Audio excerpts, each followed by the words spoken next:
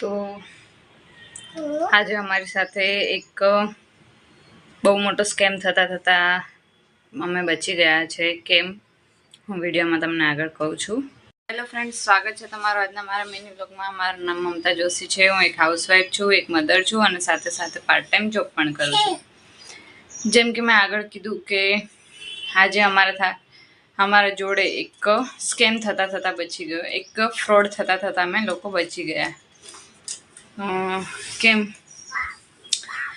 તો આજે અમે લોકો ગયા હતા સવારમાં નળ સરોવરના ગેટે પહોંચ્યા તો ખબર પડી કે એ 2 વર્ષથી બંધ છે એવું એક ભાઈએ અમને કીધું. તો એમને એવું કીધું કે જો તમારે પક્ષીઓનું જોવા હોય તો તમે અહીંયાથી 1.5 કિલોમીટર એક ગામ છે અને ત્યાં અત્યારે બોટિંગ ચાલુ છે અને ત્યાં અત્યારે પક્ષીઓનું મતલબ જે પક્ષી અભયારણ્ય હોય છે ત્યાં અત્યારે ચાલુ છે. તો અમને એવું થયું કે ચલો ભાઈ એટલા દૂરથી આવ્યા છે સવારમાં વહેલા ઉઠીને તો જતા આવીએ એમ. તો હજુ તો અમે લોકો ત્યાં પહોંચીએ પહેલાં તો ત્યાં એ લોકોના હોય છે માણસો, એ ભાઈ અમારી આગળ બાઇક લઈને આવી ગયા અને એમને કીધું અહીંયા આવી જાઓ એમ. અમે લોકો ત્યાં ગયા તો એમને કીધું તમે બોટિંગ થાય છે અહીંયા અને બોટિંગ કરવાના મતલબ બોટિંગમાં બેસવાના 3500 રૂપિયા થાય છે એમ.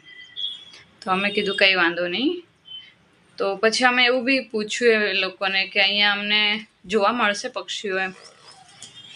તો એમને કીધું હા, જો તમને ના જોવા મળે પક્ષીઓ તો અમે 1 રૂપિયા પણ નહીં લઈશું તમારો એમ. તો અમે કીધું ચલો જોતા આવીએ એમ. લગભગ અડધો પોણો કલાક સુધી અમે ત્યાં એટલામાં ફર્યા, મતલબ બોટિંગમાં. તળાવ છે, નાનું તળાવ છે, બહુ મોટું નથી. તો ત્યાં માંડીને 3 પક્ષીઓ જોવા મળ્યા, બીજું કંઈ જ નહીં. બસ ખાલી ચારે બાજુ જંગલ જેવું છે, વચ્ચે એક તળાવ બનાવી દીધું છે અને બસ એવું. પછી અમે બહાર આવ્યા તો અમે લોકો બહાર આવ્યા તો અમે એમને કીધું કે ભાઈ આમાં તો તમે કહેતા હતા બહુ બધા પક્ષીઓ છે, અમને તો કંઈ પક્ષીઓ જોવા નથી મળ્યા. 3 પક્ષીઓ હતા બસ, બીજું કંઈ નહીં. તો એ ભાઈ કે જોયા ને બેન તમે, બહુ બધા પક્ષીઓ હતા, એક ઝુંડમાં હતા, ઝાડ ઉપર બેઠા હતા, એમ તેમ બધું. તો અમે એમને કીધું ભાઈ અમે તમને 3500 રૂપિયા નહીં આપીએ, પણ આ ભાઈએ જે બોટ ચલાવી છે મતલબ એની મજૂરી અમે આપી દઈશું 1000 રૂપિયા એમ.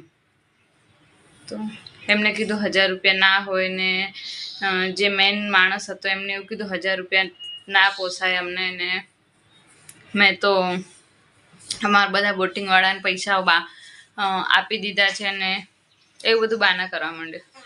એટલે મેં એમને એવું કીધું 1000 રૂપિયા તમારે જોતા હોય તો અમે તમને પ્રેમથી આપવા માટે તૈયાર છે, બાકી અમે 1 રૂપિયા એનાથી વધારે નહીં આપીશું.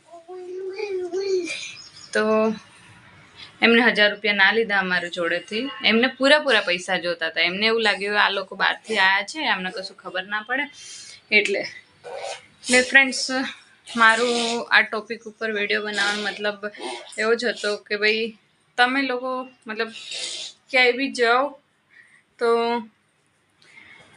કોઈ પણ અજાણ્યા વ્યક્તિ ઉપર ભરોસો ના કરતા.